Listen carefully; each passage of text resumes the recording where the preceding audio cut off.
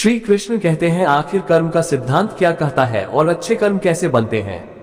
कर्म क्या है? सनातन धर्म में कर्म कार्य कारण के सिद्धांत से जुड़ा हुआ है। कर्म का अर्थ है कोई कार्य या क्रिया जिसके आधार पर अन्य प्रतिक्रियाएं या परिणाम निकलते हैं।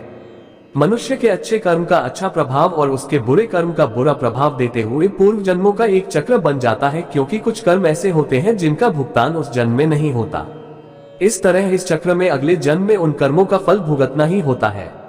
वही कार्य कारण सिद्धांत का संबंध न केवल भौतिक युग से होता है, बल्कि हमारे द्वारा किए जा रहे कार्यों, सोचे जा रहे विचारों, कहे जा रहे शब्दों तक पर यह लागू होता है। कई बार हम कुछ ऐसे कार्य करते हैं जो हम करना नहीं चाहते, पर वह पूर्व जन्म के कर्म के आधार पर निश्चित होते हैं, जिस कारणवश वह कार्य किसी न किसी माध्यम से पूर्ण हो ही जाता है। जैसे ही पूर्व जन्म का हमारा चक्र समाप्त हो जाता है, व्यक्ति को उसी समय मोक्ष की प्राप्ति हो जाती है।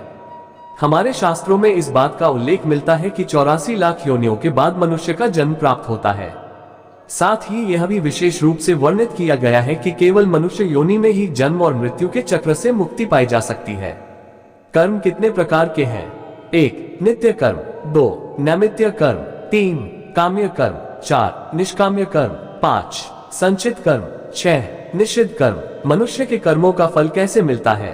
मनुष्य के कर्म का फल उसकी परिस्थिति और दैवीय शक्तियों द्वारा निर्धारित होता है। ऐसा कहा जाता है कि यदि अच्छे कर्म बुरे कर्म की तुलना में अधिक हैं, तो बुरे कर्मों का फल इसी जन्म में और अच्छे कर्मों का फल अगले जन्म में मिलना निर्धारित होगा। इसी तरह यदि मनुष्य द्वारा किए गए कर्म में बुरे कर्म अच्छे कर्मों की तुलना में अधिक हैं, तो इस जन्म में अच्छे कर्म भोगने होंगे, जबकि बुरे कर्मों को भोगने के लिए अगला जन्म निर्धारित होगा। मनुष्य को कौन कौन से कर्म करने चाहिए? 1. मनुष्य को अपने घर परिवार की आवश्यकताओं का ध्यान रखना चाहिए। अधिक पैसा होने के बावजूद जरूरत पड़ने पर उसे संभाले रखना भी बुरा कर्म बताया गया है।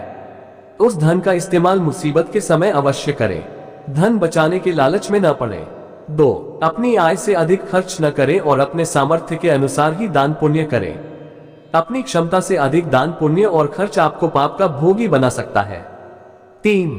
हमेशा अच्छे लोगों की में संगत में रहें और दुष्ट, छल कपटी की संगति से खुद को बचा कर रखें। बुरी संगति हमें अक्सर बुरे परिणाम ही देती है। 4. कभी भी खुद के स्वार्थ के लिए दूसरों का अहित करने का न सोचें। शास्त्रों में इस बात का उल्लेख किया गया है कि जो जैसा बोता है उसे वैसा ही आगे चलकर काटना भी पड़ता है। 5. कभी किसी व्यक्ति से कुछ छल से छीनने का प्रयास न करें। इसे किए गए सभी पुण्य नष्ट हो जाते हैं और आप पाप के भागीदार बन जाते हैं। 6.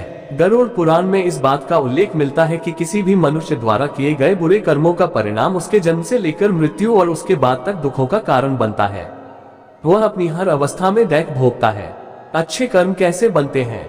अच्छे कर्म के बनने से पहले हमें इस पर ध्यान देने की जरूरत है कि आखिर अच्छे कर्मों बनने का सबसे पहला पड़ाव क्या है। मनुष्य के द्वारा किए जाने वाले सभी कर्म उसके विचारों से निर्मित होते हैं। हमारी सकारात्मक या नकारात्मक सोच विचारों को जन्म देती है और वही विचार कर्म बनते हैं। इस तरह सोच सकारात्मक होने पर ही अच्छे कर्मों का निर्धारण हो सकता है। अच्छे कर्म को करने के लिए हमारे आसपास का वातावरण बहुत अधिक जिम्मेदार होता है।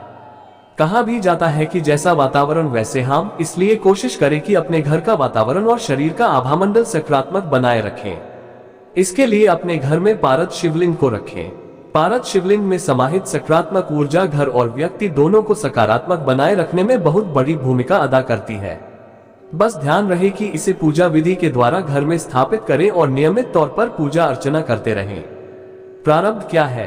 प्रारब्ध का अर्थ है अपने पूर्व जन्मों में किए गए अच्छे या बुरे कर्मों को वर्तमान में भोगना।